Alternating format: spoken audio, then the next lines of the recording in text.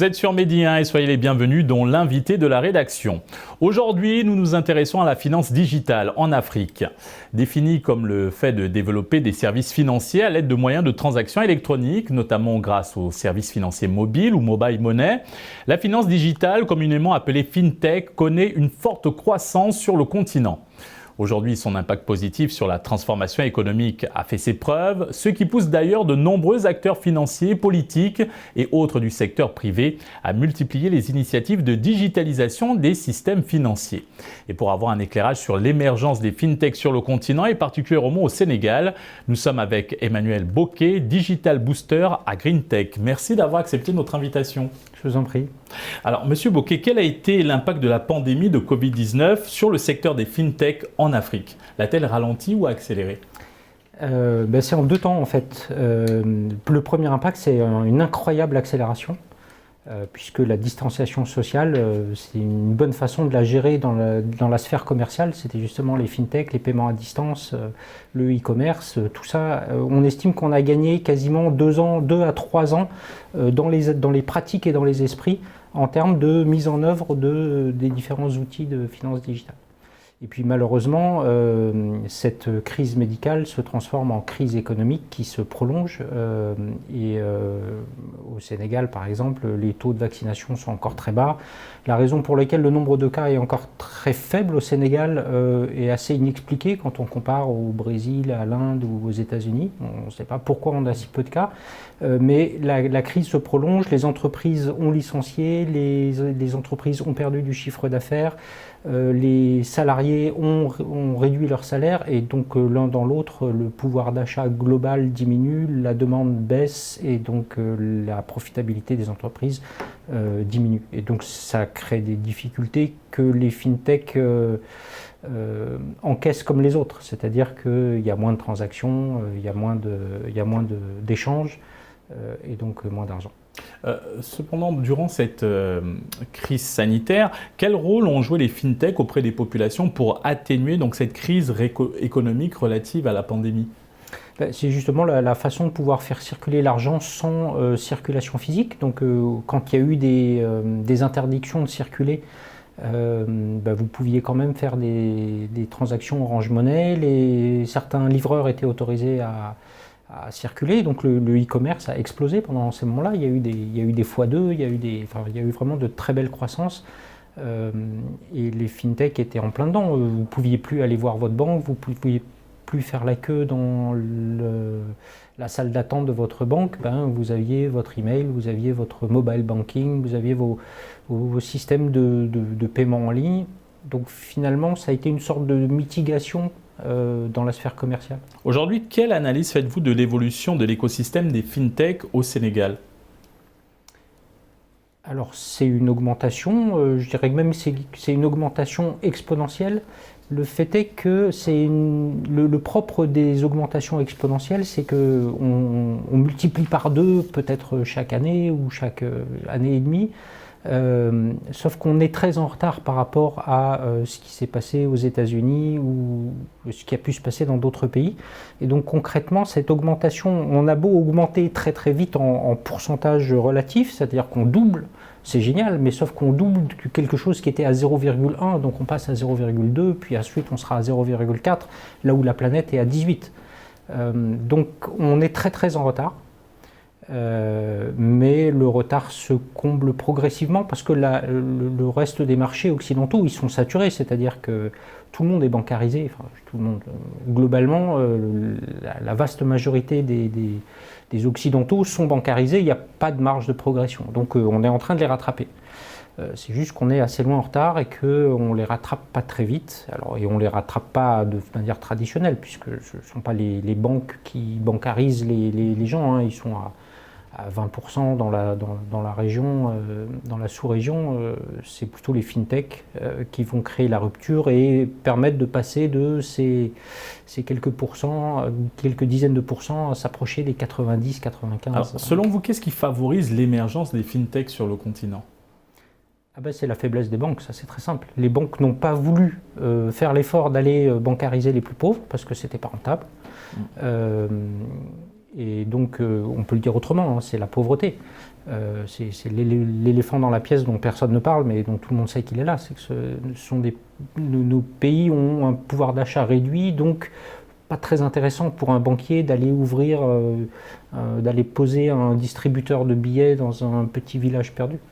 Alors pour vous, les fintechs peuvent-elles accroître efficacement l'inclusion financière des populations à faibles et moyens revenus et surtout celles qui ne sont pas bancarisées ?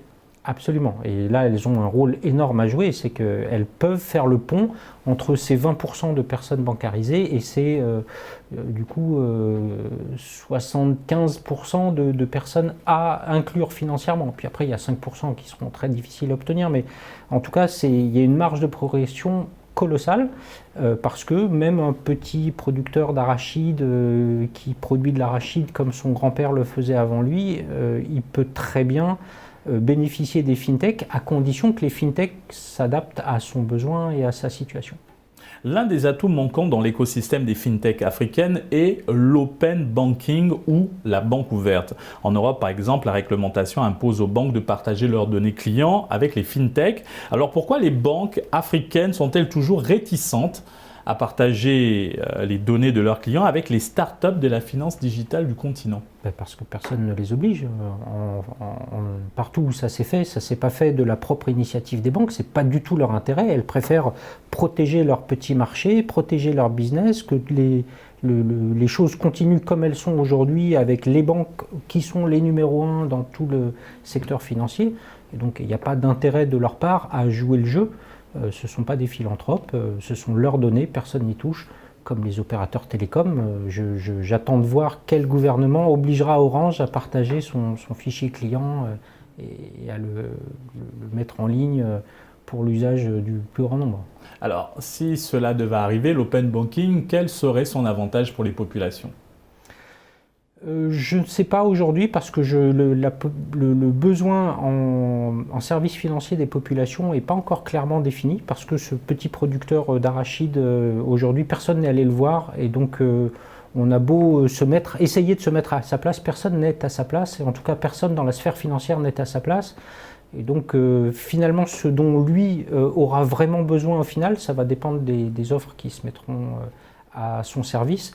Et donc je pense que la finance de demain est très difficile à imaginer et je pense qu'il faut se préoccuper de la finance d'aujourd'hui, faire en sorte que justement ces gens-là soient touchés et en fonction de ce qu'eux demanderont, on leur donnera les services dont ils ont besoin. Actuellement, quels sont les défis majeurs auxquels sont confrontées les fintechs africaines ? Alors, il y en a énormément et c'est la raison pour laquelle les fintechs africaines sont très loin derrière les fintechs britanniques par exemple. Alors il y a l'accès aux capitaux dont tout le monde parle, je ne reviens pas dessus, c'est vrai que c'est difficile d'accéder à des capitaux quand on est en Afrique. Il y a les ressources humaines, les universités et écoles en Afrique pour beaucoup sont ou bien en retard ou bien impactées par une éducation dans le secteur public qui est assez déficiente. Donc c'est difficile de recruter des stars parce qu'il y a un système d'évaporation extrêmement bien pensé qui fait qu'une personne vraiment brillante, elle ne va jamais finir ses études en Afrique, elle va aller les finir à Londres, à New York ou à Paris et elle reviendra ou pas. Il y a la taille des marchés. Aujourd'hui, le Sénégal, c'est un tout petit marché parce qu'il n'y a pas beaucoup d'habitants, parce que l'intégration avec les pays voisins est très compliquée. Parce que là encore les revenus par habitant sont faibles et puis le dernier élément alors là je me place du côté du grand public. Pourquoi le grand public ne se jette pas sur les fintechs? C'est parce que c'est cher.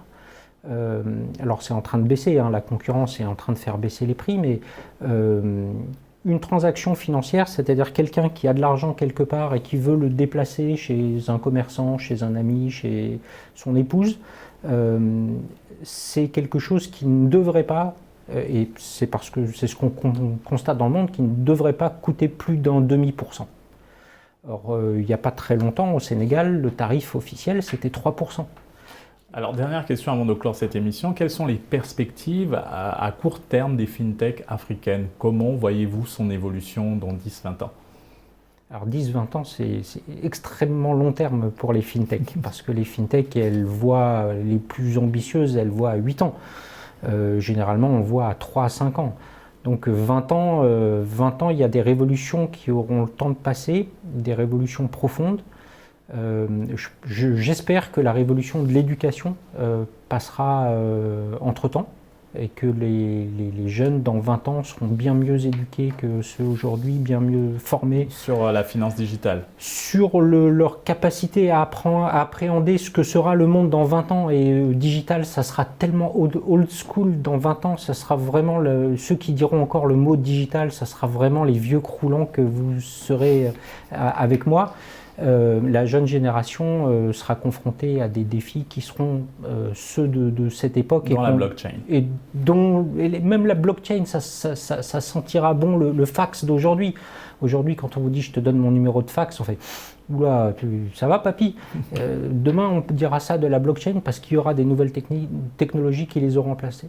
Maintenant, c'est vrai qu'à plus court terme, la blockchain pourrait changer un certain nombre de donnes.